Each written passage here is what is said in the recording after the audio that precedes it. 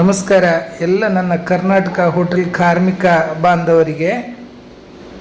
ನಾನು ಕರ್ನಾಟಕ ಹೋಟೆಲ್ ಕಾರ್ಮಿಕರ ಸಂಘದ ಉಪಾಧ್ಯಕ್ಷರು ಸೀತಾರಾಮ್ ಶೆಟ್ಟರು.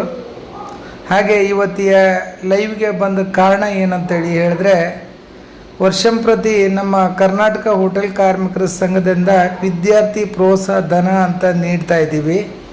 ಆದರೆ ನಾವು ಎಲ್ರಿಗೂ ಕಳಿಸಿದ್ದೀವಿ. ಕರ್ನಾಟಕದ ಅತ್ಯಂತ ನಮ್ಮ ಸಂಘಟನೆ ಇರೋದ್ರಿಂದ ನಾವು ಎಲ್ರಿಗೂ ವಿದ್ಯಾರ್ಥಿ ಪ್ರೋತ್ಸಾಹದ ಬಗ್ಗೆ ಮಾಹಿತಿಗಳನ್ನ ಕೊಟ್ಟಿದ್ದೀವಿ.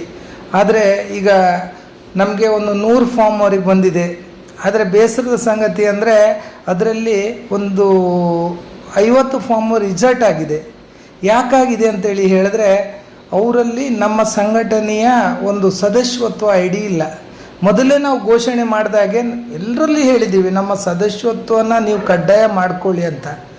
ಈಗಾಗಲೇ ನಮ್ಮದು ಸಂಘಟನೆದು ಕುಟುಂಬ ಆ್ಯಪ್ ಅಂತದೆ. ಅದರಲ್ಲಿ ಈಗಾಗಲೇ 39,000 ಜನ ಇದ್ದಾರೆ. ಎಲ್ರಿಗೂ ಅವಾಗ ನಾವು ಎಲ್ಲ ಮಾಹಿತಿಯನ್ನು ಕೊಡ್ತಾ ಇರ್ತೀವಿ. ಸದಸ್ಯತ್ವ ಮಾಡ್ಕೊಳ್ಳಿ, ನಾವು ಸರ್ಕಾರದಿಂದ ಕೆಲವು ಸೌಲಭ್ಯ ಪಡಬೇಕು, ನಾವು ಅಸಂಘಟಿತ ವಲಯದಲ್ಲಿ ಇದ್ದೀವಿ, ನಾವು ಸಂಘಟಿಕರಾಗಬೇಕು. ಸಂಘಟಕರ ಆದರೆ ನಮಗೆ ತುಂಬ ಸೌಲಭ್ಯಗಳು ಸಿಗುತ್ತೆ. ಎಲ್ಲ ಸದಸ್ಯತ್ವ ಆದಾಗ ಸಂಘಟನೆ ಬಲಪಡುತ್ತೆ.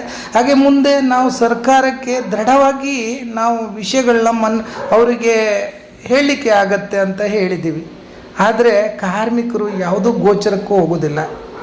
ಈಗ ನಾವು ಸಂಘಟನೆಯಿಂದ ಕೊಡಬೇಕಾದ ಅನುದಾನವನ್ನು ನಾವು ಎಲ್ರಿಗೂ ನಮ್ಮ ಸದಸ್ಯತ್ವ ಇರುವ ಮಕ್ಕಳಿಗೆ SLC ಮತ್ತು PUC ಒಂದು 80ರಿಂದ ಮೇಲ್ಪಟ್ಟ ಒಂದು ಅಂಕ ಗಳಿಸಿದ ಮಕ್ಕಳಿಗೆ ಕೊಡಬೇಕಂತ ನಮ್ಮ ಸಂಘಟನೆಯ ನಮ್ಮ ಸತೀಶ್ ಜೋಗಿಯವರ ನೇತೃತ್ವದಲ್ಲಿ ನಡೀತಾ ಇದೆ.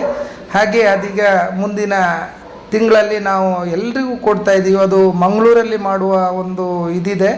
ಆದರೆ ಎಲ್ರಿಗೂ ಹೇಳೋದಿಷ್ಟೇ, ಸಂಘಟನೆಯ ಸದಸ್ಯತ್ವವನ್ನು ಆದಷ್ಟು ಬೇಗ ಮಾಡಿಕೊಳ್ಳಿ.